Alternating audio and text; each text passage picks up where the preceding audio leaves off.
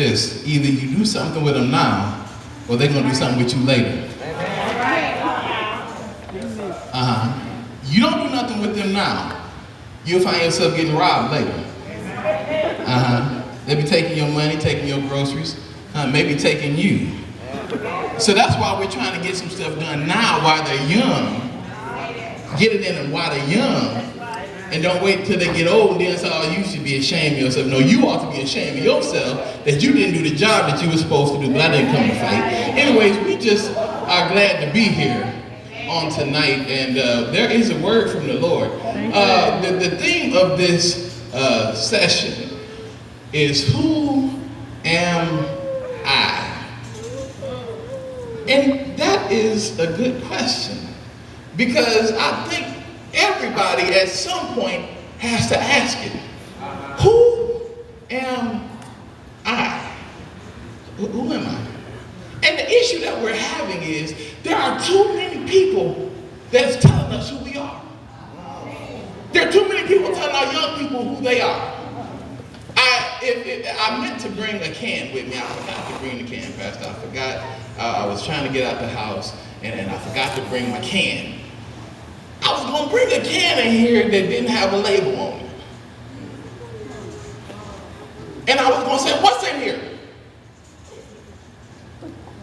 And people would have said corn, green beans, succotash, I don't know.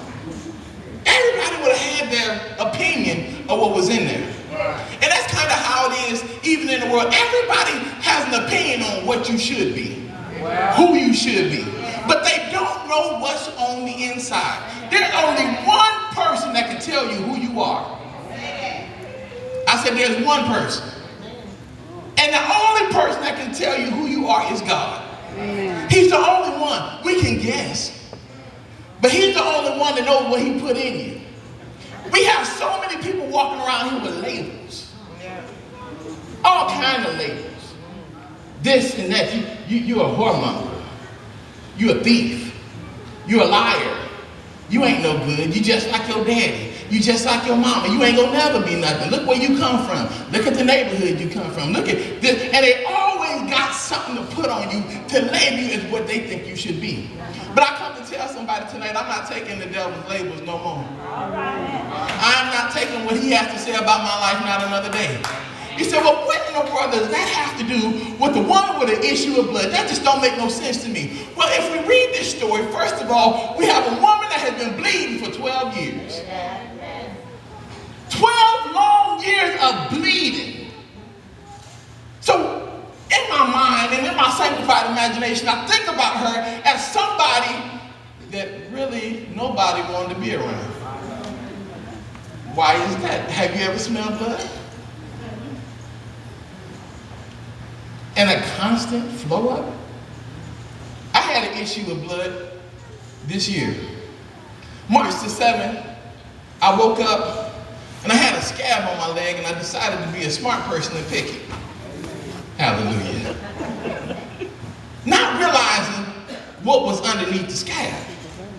I picked at it to the point to where it started bleeding. Well, what I didn't realize was I was picking at a vein. I picked it until it started bleeding, and then I wanted it to stop. But it wouldn't. It kept bleeding.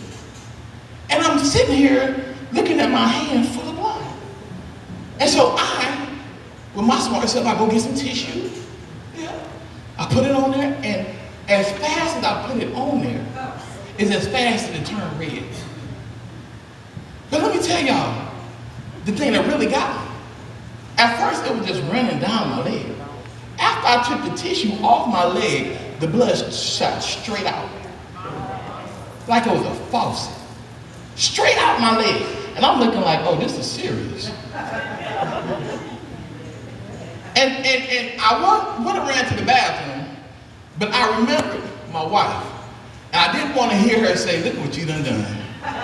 You got blood all over the... Look, I'm half dying and thinking about what she's going to say about the blood that's on the carpet. But I bled so much. You know how much I bled? They told me I lost 2 liters of blood. wonders, I should be dead. Bleeding and constant and can't stop. And what it does, it makes you weak. For 6 weeks after that, I wasn't right. I didn't have the energy that I used to have. I couldn't do what I used to do. Why? Because I lost a whole lot. Jesus. And there are so many people in the church that are bleeding. Constantly bleeding. You wonder why you're so weak. Wonder why you ain't got the stamina that you used to have.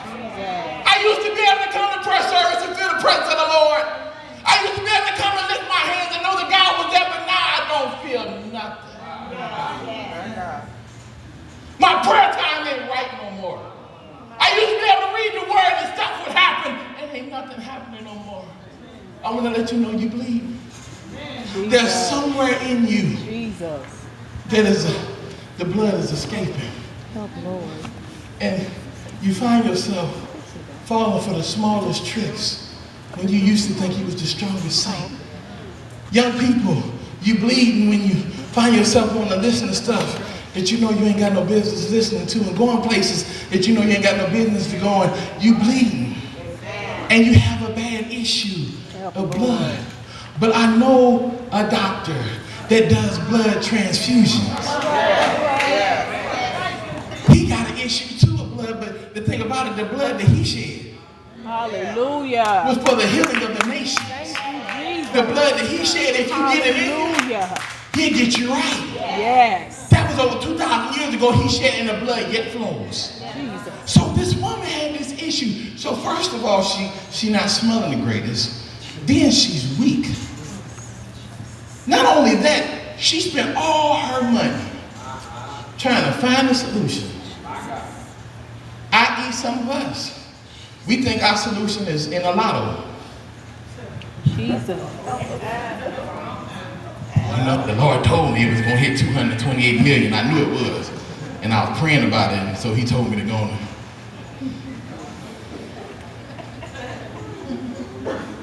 The devil is a liar. It's 400 million right now. Or you find yourself in so-and-so house. Lord have mercy. Doing stuff. Going places. Consuming stuff that you ain't got no business doing. Yeah. You bleed. This woman had gave up all her money to these doctors that lied to her and told her they had a solution. You got people lying to you, telling you, all you got to do is tell me your problem. I can tell you what to do. Yeah. You know them folks? Mm-hmm. Just call me, girl. Just tell me what's going on. Next thing you know, your stuff on Facebook, Twitter. They got YouTube videos about you. Let me tell you what she said. Matter of fact, I got the voice recorder right here.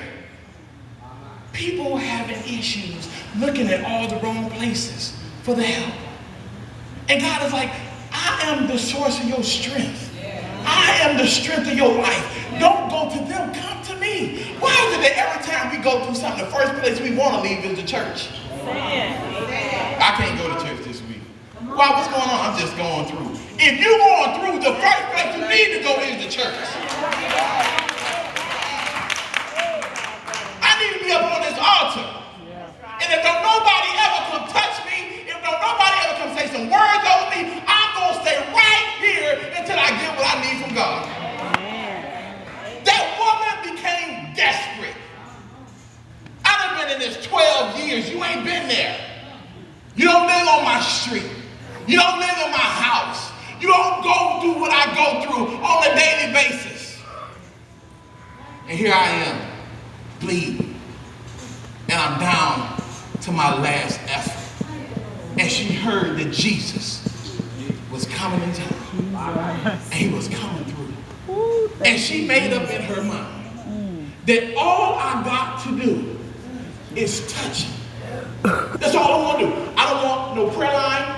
I don't need nobody blowing on me. Don't wipe your sweat on me. I don't need none of that. All I want to do, he ain't got to touch me. I want to touch him. Jesus. Hallelujah. See, I think we got to backwards sometimes. We expect him to come to us when we should be running after him. We see that